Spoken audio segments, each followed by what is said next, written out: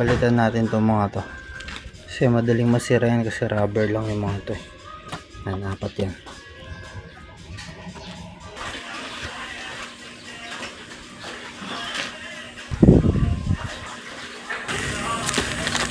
So yung nabili natin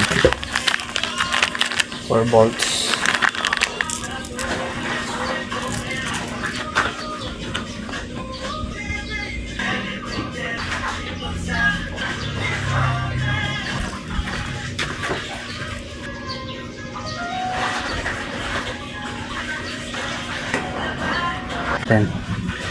So maglalagay ko, be careful lang kayo kasi sa akin nagasgasan ko.